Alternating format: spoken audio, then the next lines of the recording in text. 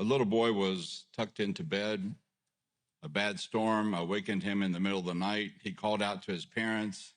His dad came into the room. His father sat on the edge of the bed and held the little boy's hand. After a little while, the father started getting sleepy. He told his son that the Lord was there with him and that there was no reason for him to be afraid. As the father was heading back to his bedroom, the little boy called out, "Daddy, come back." His dad said, "God is with you. Don't be afraid." The little boy said, "I know, but I want somebody with skin on."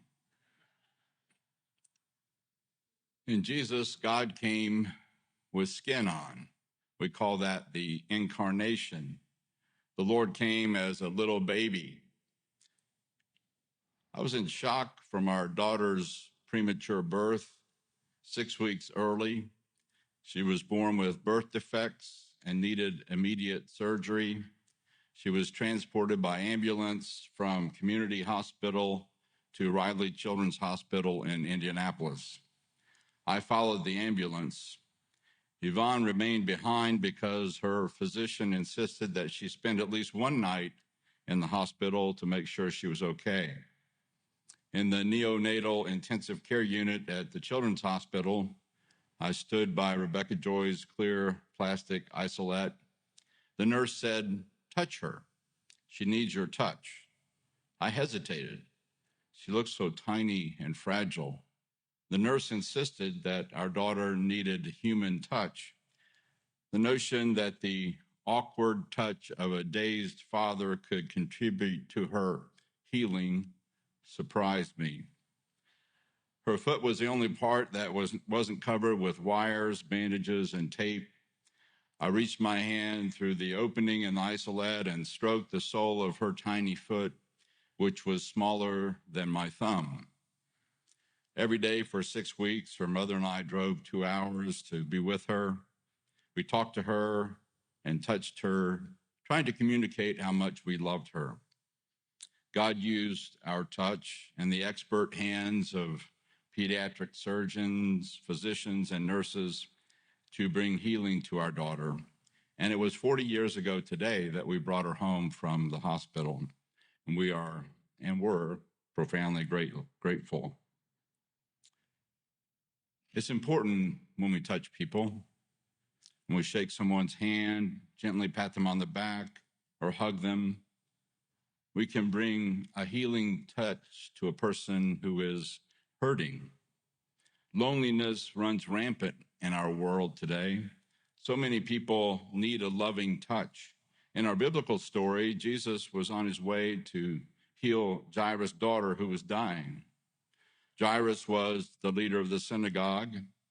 No doubt, out of compassion, Jesus hurried to go with this desperate father.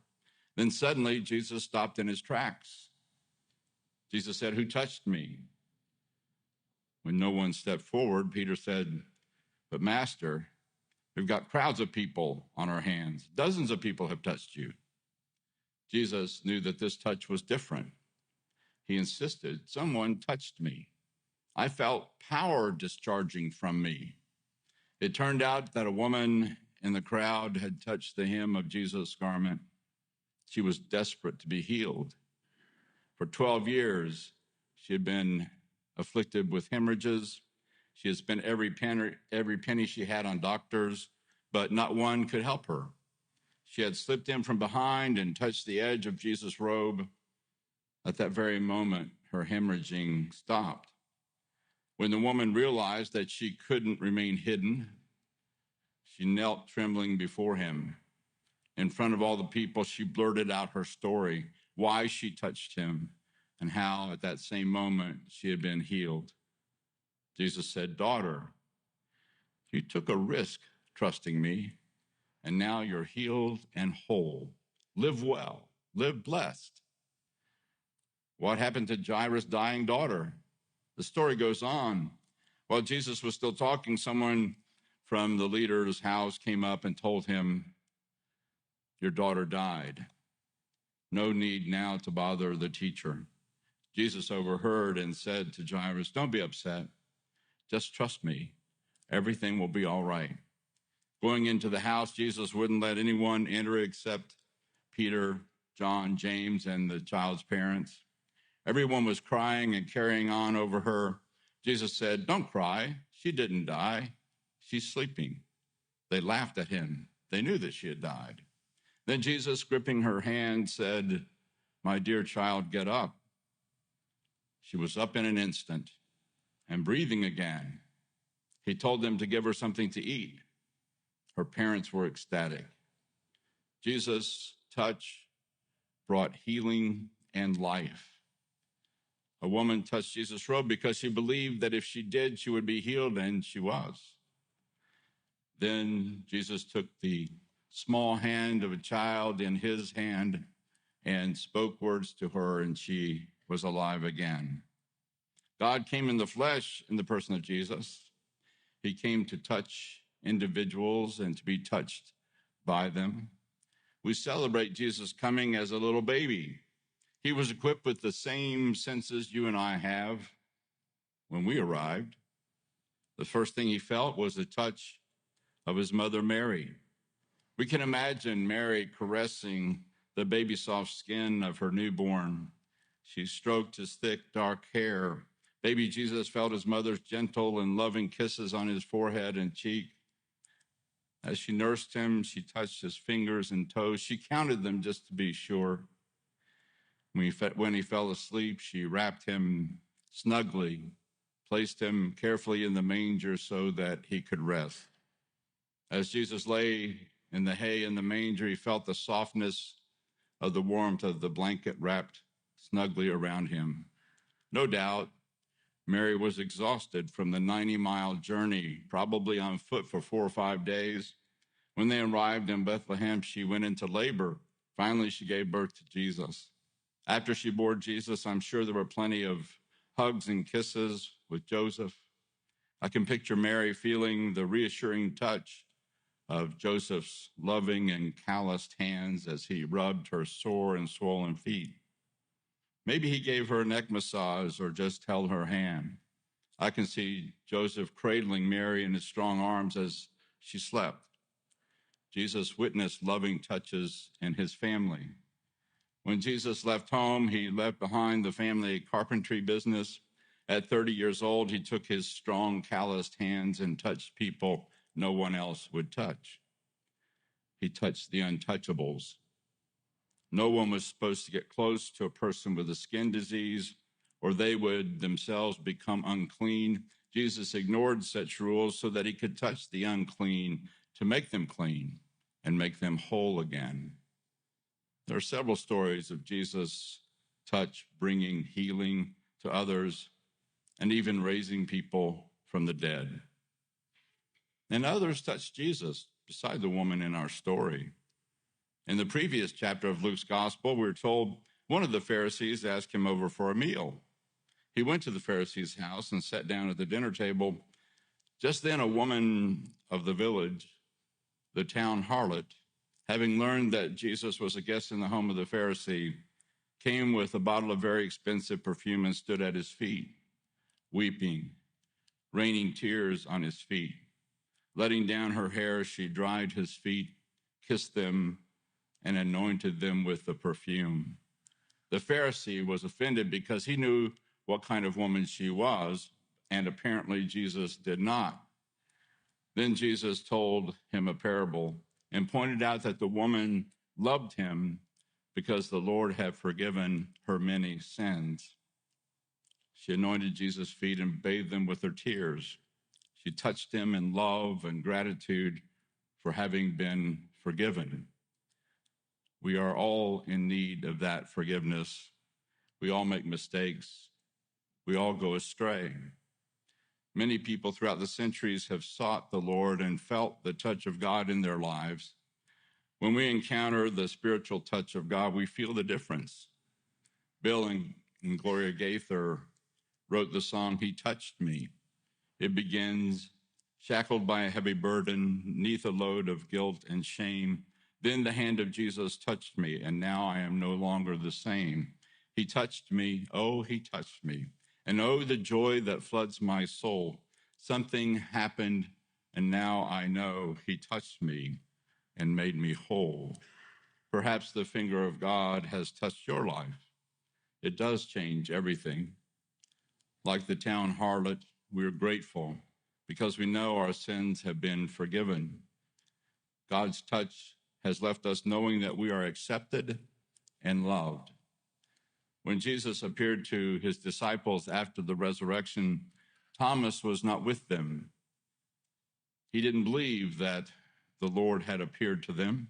He said, "Unless I see the nail marks in his hands and put my finger in the wounds left by the nails, and put my hand in his side, I will not believe." When Jesus appeared 8 days later, he said to Thomas, "Put your finger here. Touch my hand. Put your hand in my side. No more disbelief. Believe." We don't have the possibility of physically touching Jesus to overcome our doubts. However, we can still experience the touch of God in our lives. Jerry Cook wrote the book, "Some Things I Have Learned Since I Knew It All." He tells about having open heart surgery. After he recovered, Jerry had a visit from a man who was afraid. He was facing the prospect of his own bypass surgery. "I want to see your scars," the man said shyly. Jerry took off his shirt. The man gently traced with his finger the scar that went vertically up and down Jerry's chest. The man went on, "The doctor says the most painful part of the operation will be the surgery on my legs.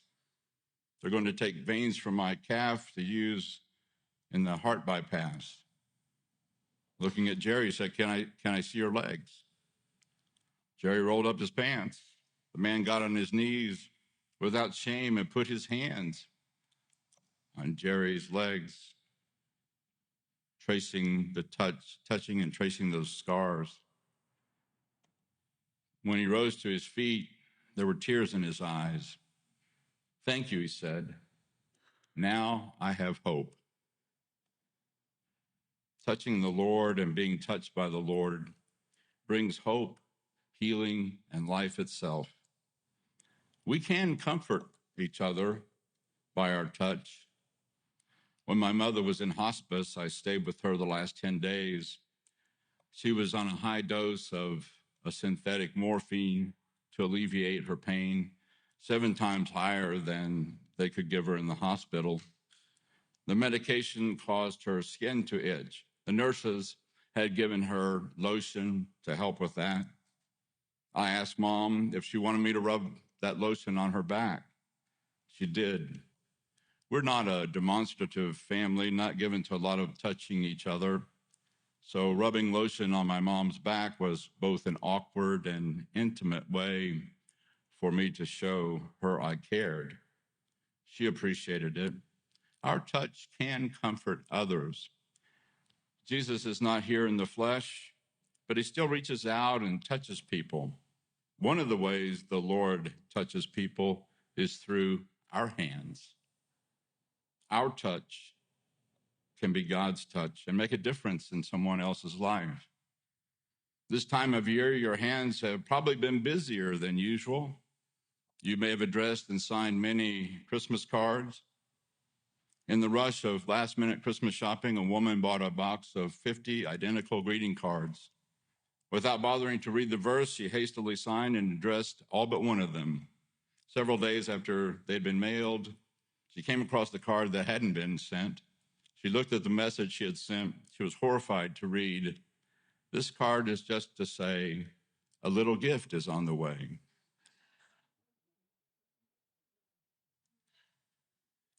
Your hands may have gotten a workout as you kneaded dough to bake bread. Your fingers may have been busy pressing down on cookie cutters to make delicious shapes of Christmas. A young mother was putting cookies out for Santa on Christmas Eve. She accidentally dropped one. "No problem," she said. She picked it up, dusted it off. She placed it back on the plate. Her 4-year-old said, "You can't do that." She said, "Don't worry, Santa will never know." He shot her a look. Then he said, So he knows if I've been bad or good, but he doesn't know the cookie fell on the floor.